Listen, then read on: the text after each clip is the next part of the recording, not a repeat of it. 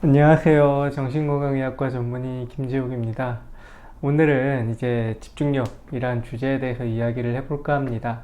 최근에 성인 ADHD에 대한 관심이 많아지면서 진료실에서도 집중력에 대한 여러 가지 궁금증을 말씀하셨는데 그것에 해당되는 내용들을 제가 간단히 요약을 했습니다.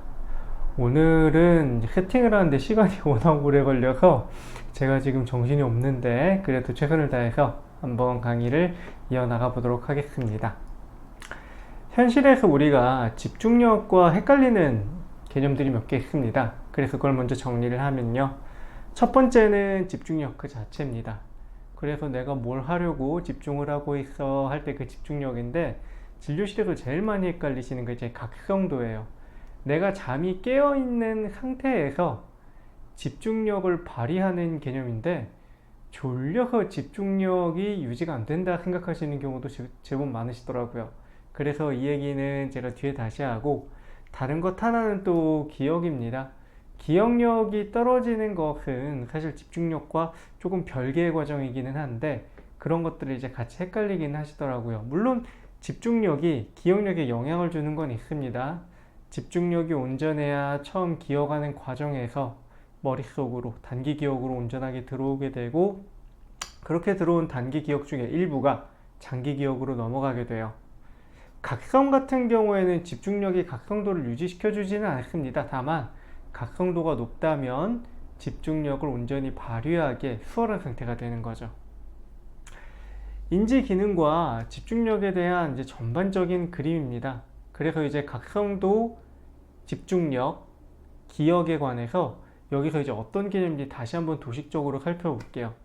먼저 현재 각성도가 어느 정도 높아야 이런 자극들을 발견할 수 있게 되는 겁니다. 각성도 자체가 제일 낮은 상태는 잠이죠. 잠을 자면서 내가 외부의 자극을 받아들일 수는 없을 거잖아요. 그래서 어느 정도 각성도가 높아야 이렇게 눈앞에 있는 근해 공식이라는 뭐 수학 공식 또는 내가 이번에 시험 불합격하면 부모님이 혼내겠지 하는 외적인 자극과 내적인 자극을 각성도가 있어야 발견을 하는 거예요. 일단 발견을 했어요.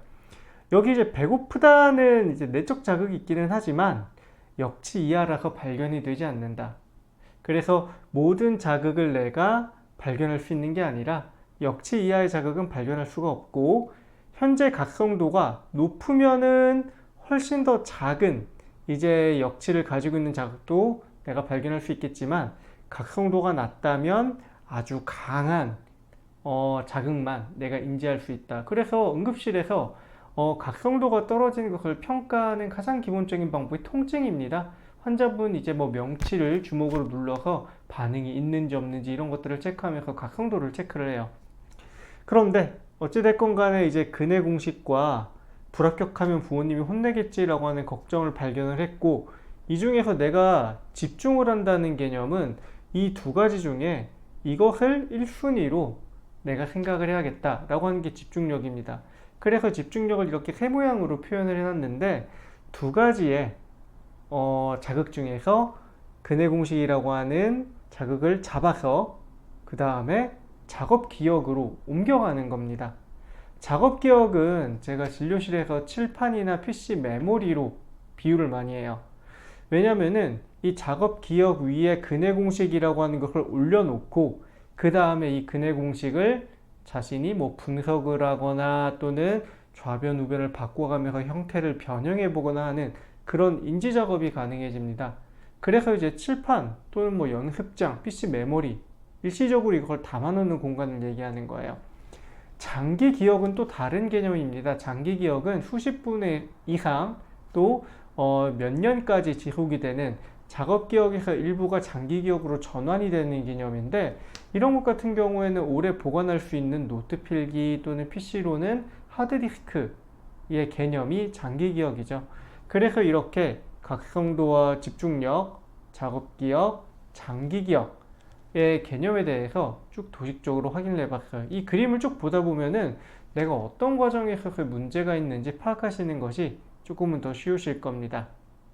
자, 그러면 집중력의 문제가 무엇이냐? 집중력의 문제는 각성도의 문제는 아니에요. 일단 내가 깨어 있어서 이런 자극들을 발견하는 것까지는 문제가 없는데 내 작업 기억에 어떤 것을 내가 물어서 갈 것인지 이것이 문제가 되는 겁니다. 그래서 근해 공식이 가야 되는데 뜬금없이 불합격하면 부모님이 혼내겠지 이 생각이 올라오게 되면 우리가 하는 얘기가 나 집중력이 흐트러져서 다른 생각이 들어 이게 이렇게 되는 거예요. 그래서 순위 자체가 바뀌는 그런 문제가 생기게 되면 내가 집중력에 문제가 있다 이렇게 표현을 하게 됩니다. 그래서 오늘은 이렇게 집중력의 문제에 대해서 또 각성도와 집중력, 기억이라고 하는 것이 어떻게 연결고리가 되어 있는지 살펴봤습니다. 여러분도 자신이 가지고 있는 만약에 이제 문제나 어려움이 있다면은 그게 어떤 영역의 문제인지 한번 살펴봐 주셨으면 좋겠습니다. 감사합니다.